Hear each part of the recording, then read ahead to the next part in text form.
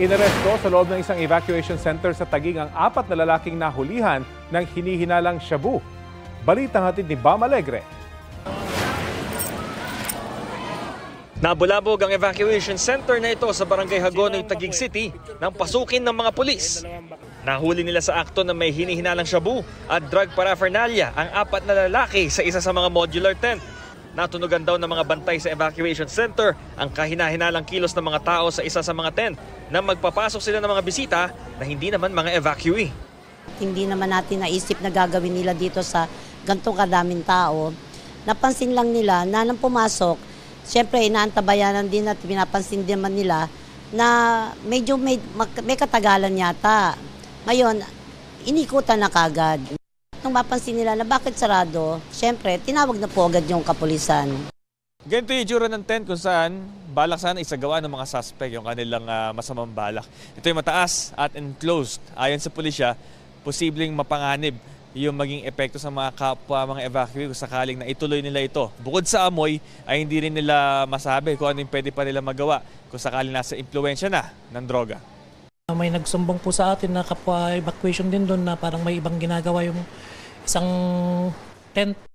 Tapos nung pagkasumbong sa amin na biniripay agad namin, pagkakita namin, nakita namin yung 4 na magbabalak pa lang na mag-attempt ng pot session.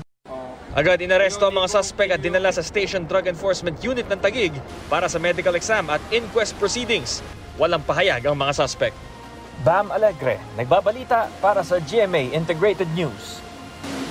Kumusta na ba ang flood control projects ng gobyerno? Bakit mabilis pa ring bumaha? At para sagutin yan, kausapin natin si DPWH Secretary Manuel Bonoan. Magandang umaga at welcome po sa Balitang Hali.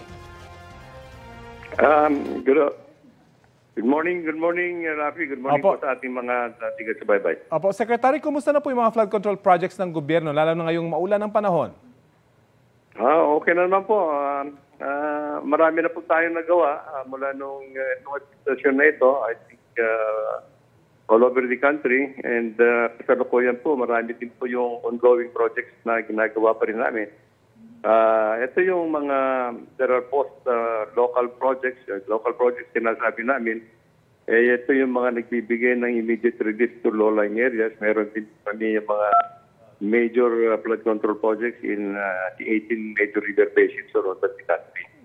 Secretary, ang expectation po kasi ng publiko kapag sinabing meron ng mga flood control projects, hindi na sana binabaha o kaya kung bahain man, hindi ito kataas. Well, ito yung perception nga natin ng mga ating mga kababayan, pero ang sinasabi namin, ang engineering intervention po is just one component of flood mitigation. So, kasi marami po yung other factors that may cause yung mga flooding problems, hindi lang po yung engineering intervention. Kailangan din po natin pagtuunan ng pansin ang environment issues. Kasi po yung nanggagaling sa mga kabundukan, yung erosion, pupunta sa mga ilog. Ang napapansin nga po namin, mababaw na po yung riverbeds natin. Kaya karamihan, pag bukso ng ulan, natatakot lang po. Opo. Kahit na meron na po yung revetment wall. Yun ang mga kwan natin. Dito nga sa Metro Manila, yung pinag-uusapan natin, kahit na meron na po kaming mga ginagawang intervention, kung gano'n din po naman yung basura sa loob, hindi rin makadalo yung tubig baha sa loob papunta sa mga pumping stations. Yun po yung mga ganong issues. Pero Secretary, magagawan pa ba ng paraan yun? At naka-factor in po ba yung mga binanggit nyo? Bukod sa engineering intervention, yung silt at saka yung basura, naka-factor in po ito? Yes po. Yes po, kasi ang utos ng ating presidente, dapat lahat na, I think we have to address the flood mitigation issues and problems collectively at yung holistically. Hindi lang engineering ang pinag-uusapan natin, pero sinasabi ko nga, yung mga environmental issues, land use issues, at yung mga participation din ng mga local government actually po. Yung mga ganon. So yun po ang ginagawa na namin ngayon. So ngayon pa lang po ba ito ginagawa na talagang all-encompassing na kumbaga yung solusyon dito? So maaasahan natin na kapag sa mga susunod, kapag naipatupad na itong holistic approach, wala na itong mga ganitong pagbaha? Well, hindi naman siguro na mawawalan lahat ng pagbaha. No? But will mitigate actually yung effects of yung severe weather kasi may climate change po tayo ngayon. Hindi naman siguro natin totally na mawalan ng baha. Even yung mga mauunlad na mga bansa, ganun din po yung mga problema nila ngayon, yung mga climate change phenomena na sinasabi natin. Kasi mas matindi po yung mga ulan na dumarating, sunod-sunod na nga po. Kagaya natin dito sa Pilipinas ngayon, mag-iisang linggo na po yata yung ulan natin. At katatapos lang po ng instructions ni Presidente dito sa disaster, yung sa OCD, Official of Calamity, dito sa command conference niya kanina. At na binigyan kami lahat ng instructions na continue po yung mga ginagawa natin at in a more comprehensive at collaborative way po. Opo, sa aming panayam po dito sa Balitang Halik kay UP Resilience Institute Executive Director Mahar Lagmay kahapon, napag-usapan yung parang wala raw iisang flood control master plan para sa Metro Manila. Ano po yung reaksyon nyo rito? Totoo naman po. Talaga ito ngayon yung kasalukuyan na kasama po doon sa programa na sa World Bank Assisted Flood Management Program for Metro Manila. Marami ho yung components that have to be integrated all in all. Isa po yung, of course, yung sa amin sa DPWH, kinukumpuni po namin yung karamihan po ng pumping stations to increase their discharge capacities. Meron din pong component that has to address yung waste management. Meron din po yung component that has to look into land use, and the other components na meron integrated drainage master plan for Metro Manila. Well, yan po ang aabangan natin kapag naipatupad lahat yan. At kung nagkaroon na nga ng master plan, hindi lang sa Metro Manila siguro, no, sa lahat ng mga binabahang lugar sa bansa. Maraming salamat po sa oras oras na binahagi niyo sa amin. Salamat, Rafi. Salamat po sa ating mga tiga sa baybay. Si DPWH Secretary Manuel Bonoan. Update tayo sa sitwasyon ng mga lumikas kasunod ng pagbaha dito sa Dagupan, Pangasinan. May ulat on the spot si CJ Turida ng GMA Regional TV. CJ?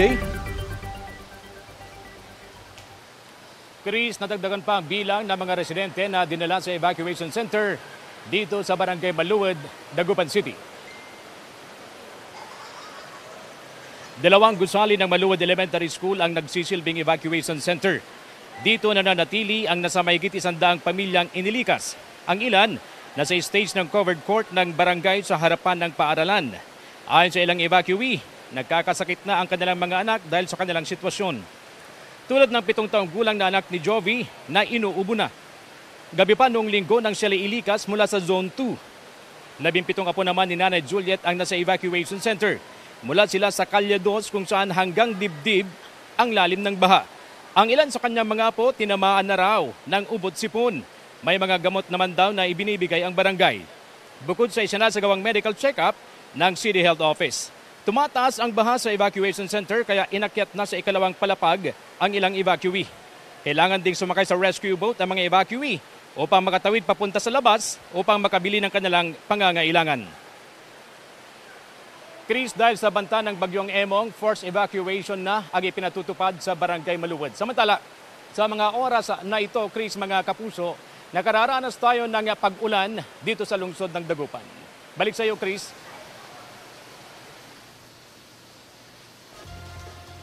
Maraming salamat, CJ Turida ng GMA Regional TV. Sa gitna ng sunod-sunod na hagupit ng masamang panahon, may magandang balita. Ang Social Security System o SSS. Maglalabas sila ng revised guidelines para gawing 7% per annum na lang ang interes sa Calamity Loan Program. Mas mababa po yan kumpara sa umiiral na 10%. Pwede na rin i-renew ang Calamity Loan matapos ang 6 na buwan. Basta't nababayaran ng maayos ang kasalukuyang loan. Papabilisin na rin ng SSS ang activation process sa naturang loan. Kung dati inaabot na 1 buwan, pwede na raw ma-activate ang calamity loan sa loob ng 7 working days. Paalala po, pwede na mag-apply sa SSS calamity loan ang mga miyembro na may hindi bababa sa 36 monthly contribution. 6 sa mga ito ay naiuhulog dapat sa loob ng 1 taon bago i-file ang calamity loan.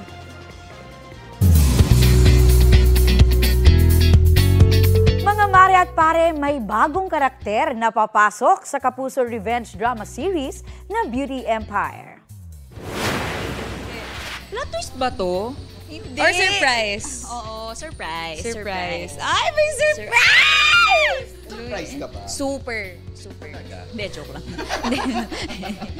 Ang tinutukoy ng lead stars na sina Barbie Forteza at Kaylin Alcantara ay si pambansang ginoo David Licauco. Chika ni Barbie, perfect timing ang pagpasok ni David dahil pabigat na ng pabigat ang mga eksena sa serye. Gift din daw nila ito sa abangers na Barda shippers na siguradong maglalayag dahil sa newest twist. Ano naman kaya ang reaksyon dyan ni special guest David? It's been 7 months since I last acted, which makes me excited actually. And also, obviously, I'm working with Barbie again.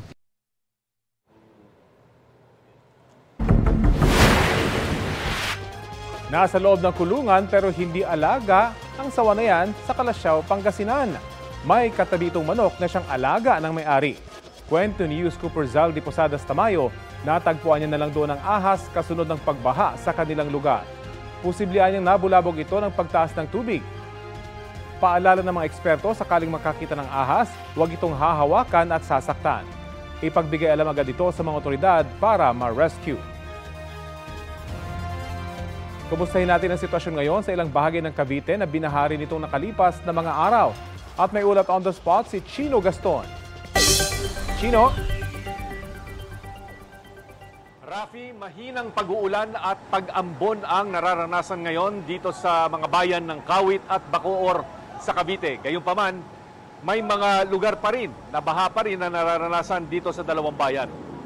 Patuloy na nakakaranas ng pagbaha sa ilang parte ng Cavite na aming naikutan ganina sa barangay Binakayan sa Kawit, Cavite. Tuhod pa rin ang baha at napapatigil ang mga light vehicles at motor sa pangambang tumirik sa kalsada. Ang ilang residente naglakad na lang para makarating sa paroroonan. Bukas pa naman ang mga establishmento sa kabila ng hindi pa nawawalang baha. Sa barangay Nyug 2 sa Bacoor, Cavite, nagbabagal ang mga sasakyan dahil sa baha sa Aguinaldo Highway. Ayon sa ilang motorista, mas mataas ang tubig kahapon. Nananatili ang baha sa kabila ng mahinang pag-uulan at ambon na nararanasan ngayon. Ang problema, nangingitim ang kalangitan dahil sa mga ulap na posibleng magdulot ng pag-uulan sa mga darating na oras. Rafi, nadaraanan pa naman ng mga sasakyan ang bahaging ito ng Aguinaldo Highway sa ating likuran. No? At ibinaba na nga ang level daw ng tubig o mas mababa na ang level ng tubig kung ikukumpara kahapon o mga nakaraang araw, base na rin sa mga motoristang nakausap natin na dumaraan dito. Rafi. Maraming salamat, Chino Gaston. Pino na ni Vice President Sara Duterte ang pagtugon ng Administrasyong Marcos sa problema ng baha sa Pilipinas. Ang sagot ng Malacanang sa balitang hatid ni Marisol Abduraman. Sa isang interview sa The Hague, Netherlands, naghayag ng pagtutol si Vice President Sara Duterte sa iminumungkahi ng Amerika na pagtatayo ng ammunition manufacturing facility sa Subic Bay sa Zambales. Sabi ng bise, walang independent foreign policy ang Pilipinas kung iisang bansa ang kinikilingan nito. Ang nakalagay sa ating saligang batas, no, na meron tayong dapat independent foreign policy. Kung yung ginagawa ng gobyerno ay kumkiling sa iisang bansa lang, ibig sabihin nun, wala na tayong true independent policy. Ang mungkahing ammunition facility, bahagi ng Defense Cooperation ng Amerika at Pilipinas sa ilalim ng Enhanced Cooperation Agreement o EDCA. Ang sabi ni Pangulong Marcos, makakatulong daw yun sa pagiging self-reliant ng Pilipinas pagdating sa depensa. The United States is assisting the Philippines in what we call our self-reliance defense program, which is to allow us to to be self-reliant and to be able to stand our own 2 feet. Pinatikos din ni Duterte ang pagtugon ng Administrasyong Marcos sa problema ng mga pagbaha. Kabilang ang mungkahi ng Pangulo na ipunin ang floodwater para magamit sa tagtuyot. Ipunin po natin lahat, tapos i-deliver po natin sa Malacanang para po may mainom siya. Sabi ng palasyo, nakapagtataka raw na tila hindi alam ng bise ang Republic Act 6716 o Act providing for the construction of water wells, rainwater collectors, development of spring and rehabilitation of existing water wells in all barangays in the Philippines. Kinutya niya ang suwestyon na ito ng Pangulo na ipunin ang tubig ulan. Marahil ay hindi po niya batid ang batas na ito at ang pinapalabas lamang niya ay pag-iipon ng tubig sa timba. Pagdidiin ng palasyo, may direktiba ang Pangulo gaya ng mga libreng sakay at paghahanda ng food packs para sa mga naaapektuhan ng bagyong Krising. Hindi naman po talaga malalaman marahil ni Vice Presidente kung ano po ang pag-prepare ng administrasyon patungkol po dito sa bagyong Krising dahil wala po siya sa bansa at nagbabakasyon siya sa The Hague. Hiningan namin ng reaksyon dito ang bise. Marisol Abduraman, nagbabalita para sa GMA Integrated News. Binisita ni Pangulong Bongbong Marcos sa mga residente ng San Mateo Rizal na apektado ng masamang panahon. May ulat on the spot si Bernadette Reyes. Bernadette? Rafi, kinamusta ng Pangulo ang kalagayan ng mga evacuees sa Mali Elementary School sa San Mateo at sinaksihan ang pamamahagi ng family food packs. Sa kabuuan, 546 na pamilya o katumbas ng 2,102 na individual ang inilikas sa Mali Elementary School. Laman ng family food pack mula DSWD ang mga ready-to-eat food tulad ng canned tuna paella, canned chicken pastil, canned chicken giniling, high-protein bar at iba pa. Maliban dito, pinagkalooban din sila ng sopas bilang almusal. Nasa state of calamity po simula pa kahapon. Kasama ng Pangulo ang ilang cabinet secretary.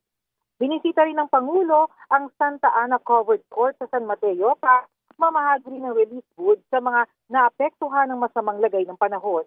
Ayon sa isa sa mga nakatanggap ng relief goods na si Robina Ortizo, malaking bagay daw ang relief goods para maitawid nila ang ilang araw na pagkain.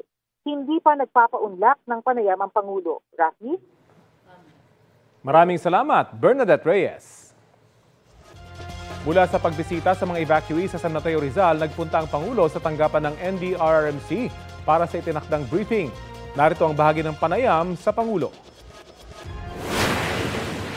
We just continue to do what we always do, and so far we are using the lessons that we learned from the previous storms, and it is serving us well, and I hope that the weather gets better. As far, kailangan talaga natin, unfortunately. May mga lugar nang isinailalim sa Tropical Cyclone Wind Signal number 3 dahil sa Typhoon Emong. Kabilang dyan ang northern portion ng Pangasinan, western portion ng La Union at southwestern portion ng Ilocos Sur, base po sa 11 a.m. bulletin ng Pag-asa.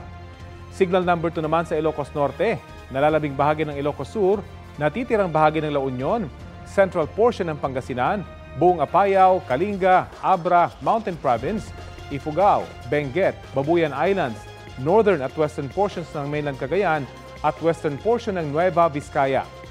Itinaas ang wind signal number 1 sa Batanes, nalalabing bahagi ng Cagayan, western at central portions ng Isabela, natitirang bahagi ng Nueva Vizcaya, buong Quirino, nalalabing bahagi ng Pangasinan, northern at central portions ng Zambales, buong Tarlac at western at central portions ng Nueva Ecija. Namata ng bagyong Emong 210 kilometers kanluran ng Dagupan City. Posible pong maglandfall ito sa La Union o sa Ilocos Sur umaga bukas. Mamayang hapon o gabi, inaasang lalabas na ng PAR ang Tropical Storm Dante. Namataan po yan 735 kilometers east-northeast ng Itbayat, Batanes.